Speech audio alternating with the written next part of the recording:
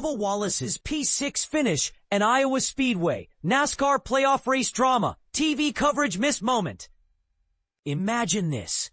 Bubba Wallace, a name that has been echoing through the NASCAR circuits, recently made a statement that was loud and clear to his competitors. Yet, curiously, it went unnoticed by those tuning in from home. Wallace, fresh off a victory at the Brickyard 400, a win that NASCAR legend Richard Petty, his previous mentor, notably did not acknowledge, was back on the track in Iowa, demonstrating that his playoff position was just the beginning of his ambitions. But here's where it gets controversial. Despite his impressive performance, TV viewers were left in the dark about his achievements during the race. Wallace's recent triumphs and his decision to join Bubba Wallace reveals NASCAR playoff plans, celebrates historic win. Bubba Wallace's win marks a major milestone in his NASCAR journey. When Bubba Wallace crossed the finish line at Iowa Speedway, it wasn't just a victory, it was a turning point.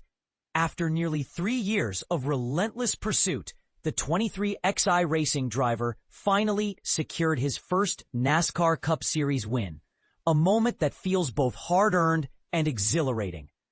But here's where it gets controversial. Wallace's journey isn't just about the race. It's about identity, resilience, and the pressure of being a trailblazer in a sport that often overlooks diversity. A celebration that broke the cycle. Wallace described the weekend as a mix of relief and reflection. "I didn't go hard after the win," he said, acknowledging the weight of age and the reality of hangovers. "Having a kid who doesn't care if you're hungover made me stop after 2 beers. Yet, the celebration was far from over. The team gathered at the shop, and the joy of winning the Brickyard 400, NASCAR's most prestigious race, was palpable. Work never stops," he added, a reminder that even in victory, the grind continues. The pressure of playoffs. With the playoffs now locked in, Wallace's focus shifts. "I could care less what happens next 4 weeks," he said, "but the stakes are high.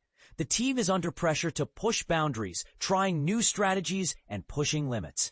The book is wide open," he joked, hinting at the unpredictability of racing. Yet, the emotional toll of past setbacks looms large. "After Chicago, I was on the wrong side of history," he admitted, a moment that forced him to confront his own shortcomings. Race strategy in a new era. "Now that points aren't the primary goal, the focus is on execution. We were sitting in the briefing and said, let's pit on lap 1 and do something stupid," Wallace recalled, laughing. "It's interesting to see how it plays out. The team is experimenting with bold moves, like the risky pit strategy at Sonoma, which tested their ability to adapt. You have to call races differently," he said, emphasizing the shift in mindset. A trailblazer's perspective. Wallace's win is more than a personal triumph. It's a milestone for drivers of color. "It's awesome to see so many drivers of color doing well," he said, reflecting on Miles Rowe's historic Indy NXT victory. But the spotlight on his identity is undeniable. "I never lead off with 'I'm the black driver,'" he clarified, defending his right to be seen beyond labels. "It's not about me, it's about the sport." The emotional toll of success. For Wallace, the win was a redemption arc.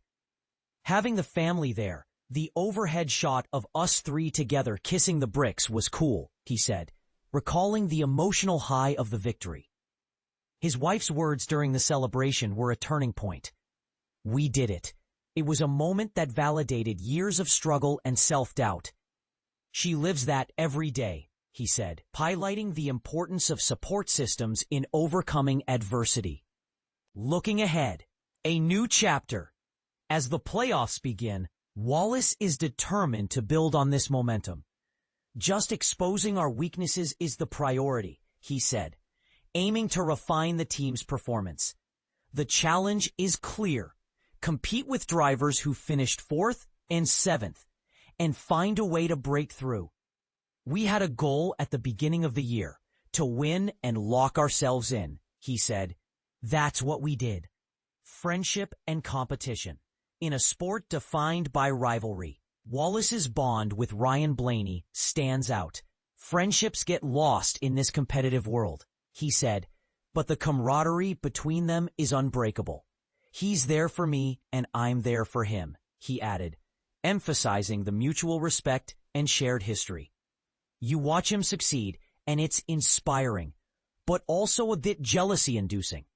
A conversation with Michael Jordan. The win also brought a moment of connection. I talked to Michael Jordan in Victory Lane, Wallace said. He's enjoying it just as much as we are. Their conversation underscored the universal drive to succeed, no matter the background. They don't understand how much I'm willing to give, he said, a reminder that true champions are those who push beyond expectations. The legacy of a first win. For Charles Dedeke, the crew chief, the win was a testament to teamwork. It's been really special to have someone like Charles come in after a successful truck career, he said. He's analytical, smart, and loves the work.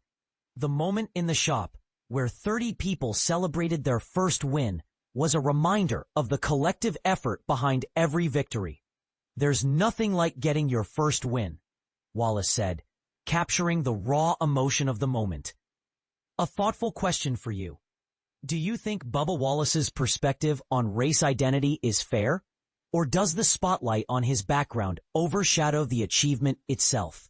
Share your thoughts in the comments below, because in NASCAR, every win tells a story, and every story deserves to be heard.